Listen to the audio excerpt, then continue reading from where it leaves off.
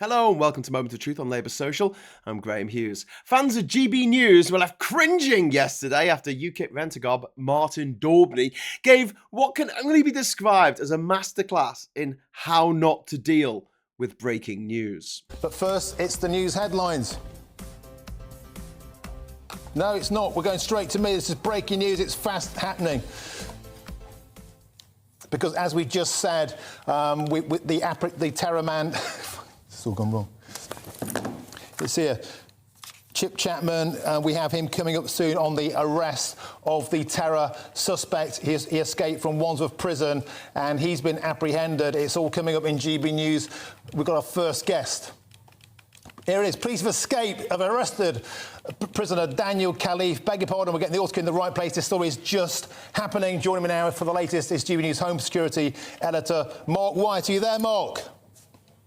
It's Chip Chapman. We have Chip Chapman, Army for the Army angle, former head of counter-terrorism, Major General Chip Chapman. Chip, dramatic breaking news. What a mess. GB News, aka GBBs, aka Gammon Box News, was founded in 2021 with £60 million from Sir Paul Marshall, the father of that banjo-playing twat from Mumford & Sons, and investment firm Legatum under the umbrella of a holding company, All Perspectives Limited. Now, Legatum was founded by some creep called Christopher Chandler, who's a billionaire, and is based in fascistic petrostate, the United Arab Emirates. Shadowy billionaires who want to control the means of communication from afar. Brain slugs, I call them. Talking of slugs, right-wing snot goblin Andrew Neil was its first anchorman for the first few weeks until he realised what a slow-motion car crash he had got himself into and he disappeared off on holiday, never to return. The channel was beset with technical problems from the start. It's so depressingly amateur. You might well ask yourself, who the hell watches this shit? And the answer to that is technically nobody, more often than you think. In its first year of operation, it managed to lose half of its listed value. But that's the really sinister thing about Gammon Box News. It's a lost leader, owned by billionaires, not to report on the news in a serious fashion, but to spread right-wing opinion, masquerading as news to the regrettably large number of numpties who left school in the 50s and 60s with no qualifications, but through a combination of a decent welfare state, amazing pension options that no longer exist, and dumb frickin' luck are now absolutely minted, even though they've not had to actually do any work since the Spice Girls were last at the top of the singles chart. Essentially, it's the Daily Mail, but on the telly.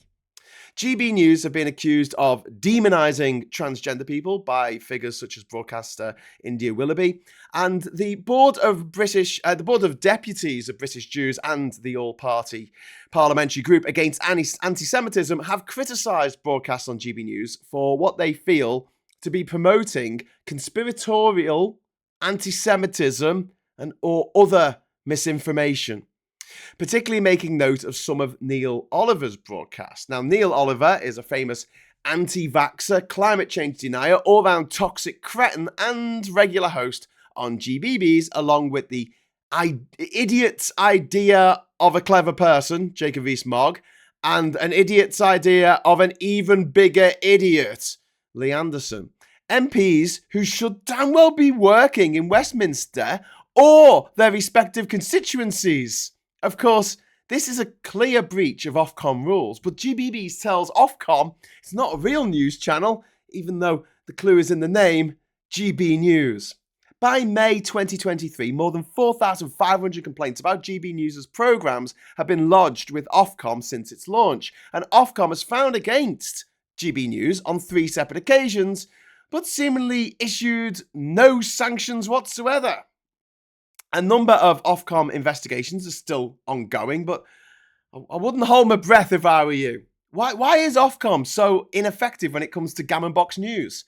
Could it be because both the chair and CEO, Michael Grade and Melanie Dawes, respectively, attended posh private schools, just like hosts Nigel Farage, Jacob Rees-Mogg, Lawrence Fox, Alistair Stewart, Simon McCoy, Michael Patillo, Tom Harwood, not to mention the brain tit who set it up in the first place, Sir Paul Marshall.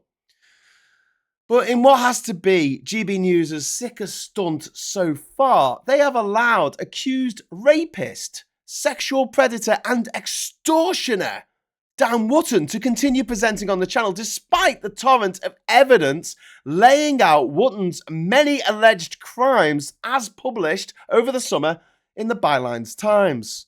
Had this been a BBC presenter, say, I don't know, Hugh Edwards, GBBs will be calling for his head, not giving him a gilded platform on national television. I think we all know that Gammabox News is appalling. And hopefully when Labour get in the next election, we can kickstart Leveton 2 and Ofcom will be given some teeth instead of the gummy old boy smile it currently flashes to the ruling elites who run a disgracefully large chunk of our news media. But why are the production values on GBB so low? You would think with 60 million quid, they can make it look and sound $1 million 60 times over. I mean, this setup here cost me a couple £100. Most of the stuff I use to make this content is actually secondhand. And while it's not exactly Avatar, it's okay for making videos slagging off the Tories on YouTube. What's GBB's excuse? Well, I think it looks so shite for the exact same reason that scam emails are full of spelling mistakes. Scammers want to avoid people who notice spelling mistakes because it's less likely they'll be able to dupe them. And just like the scammers who are constantly on the lookout for mugs who will fall for their latest get-rich-quick scheme, GBBs and the right-wing ruling elite media create this spam content to suck it in the heart of thinking and make them dance like angry little monkeys to whatever weapon of mass distraction the ghouls of 55 Tufton Street are employing from one day to the next. Having production value that would make Tommy Wiseau shudder acts as a critical thinking filter so that anyone with half a lick of sense won't bother watching. In short, they're only interested in appealing to the simple folk, the common clay of Brexit Britain. You know, morons. People with the critical faculties of a drunken pigeon. They're the easiest to brainwash, and over the last 44 years, our brain slug overlords have been doing a bang-up job in that regard. At the end of the day, anyone who has an IQ in triple figures can see GBBs for exactly what it is.